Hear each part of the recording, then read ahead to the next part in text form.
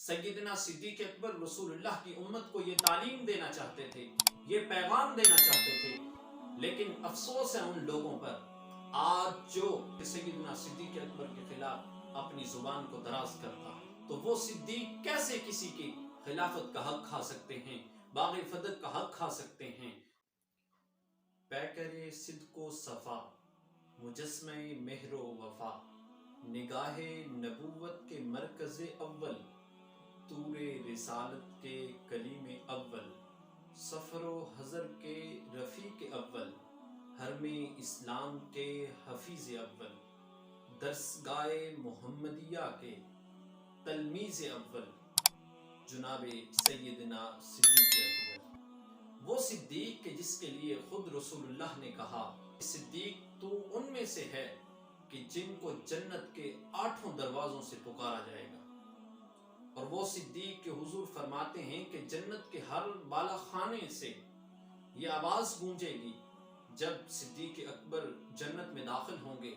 ہر ایک گھر والے، ہر ایک بالا خانے سے یہ آواز گونجے گی، مرحبا مرحبا، جب صدیق جنت میں جائیں گے۔ وہ صدیق جنہوں نے اپنی جوانی رسول اللہ کے نام پہ قربان کی، جنہوں نے اپنا بچپن حضور کے نام پہ قربان کیا،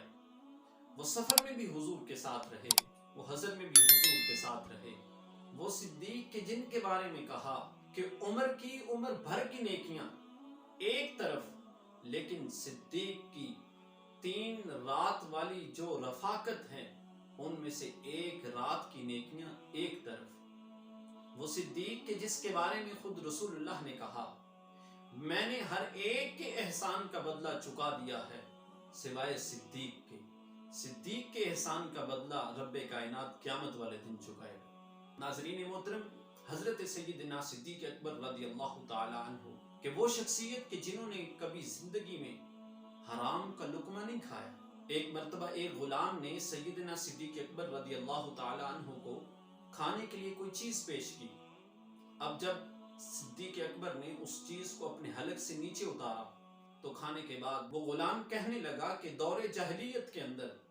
میں نے ایک شخص کے ساتھ کہانت کی تھی، اب اس نے دور جاہلیت کے اندر ایک شخص کے ساتھ فراڈ لگایا تھا،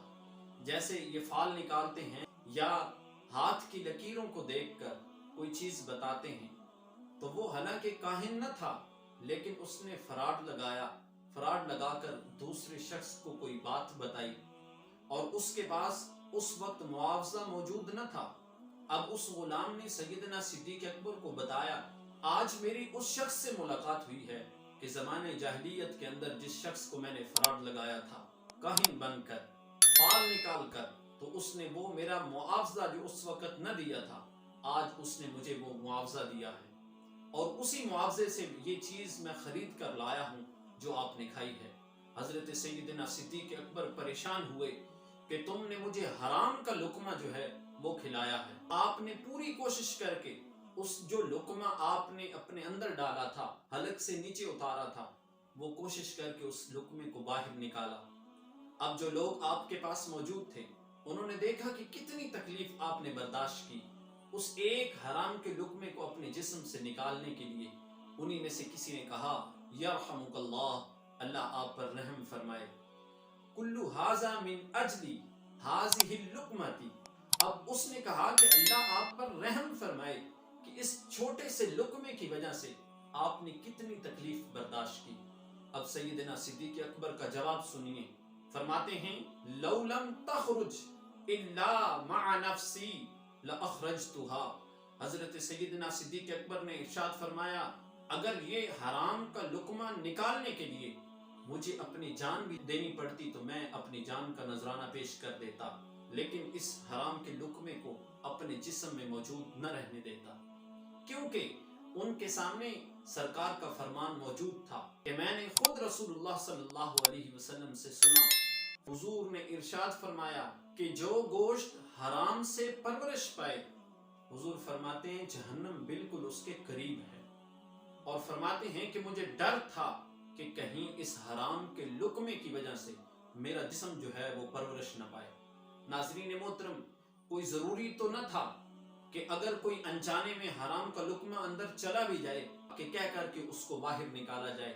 لیکن سیدنا صدیق اکبر رسول اللہ کی امت کو یہ تعلیم دینا چاہتے تھے، یہ پیغام دینا چاہتے تھے کہ لوگوں، حرام کے لقمے سے جس حد تک ممکن ہو سکے کوشش کرنا، اپنے حلق سے نیچے نہ اتارنا، اپنے جسم کے اندر حرام کے لقمے کو شامل نہ کرنا،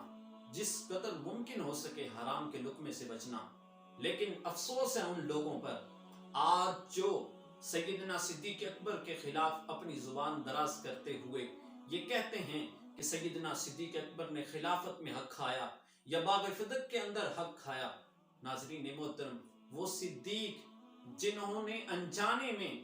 اپنے اندر کوئی ایسا لقمہ اتار لیا کہ جو حرام کا لقمہ تھا، وہ بھی برداشت نہ کیا کہ میں اس کو اپنے جسم میں رہنے دوں، باہر نکال دیا، تو وہ صدیق کیسے کسی کی خلافت کا حق کھا سکتے ہیں، باغ فدق کا حق کھا سکتے ہیں؟ ناظرین محترم، ان کی مثال اسی طرح ہے جو ان کے خلاف بولتے ہیں، اور ان پر الزام تراشی کرنا ایسے ہی ہے کہ کوئی سورج کی طرف منہ کر کے تھوک پھینکنے کے مترادف ہے جو شخص حضرت سیدنا صدیق اکبر کے خلاف اپنی زبان کو دراز کرتا ہے۔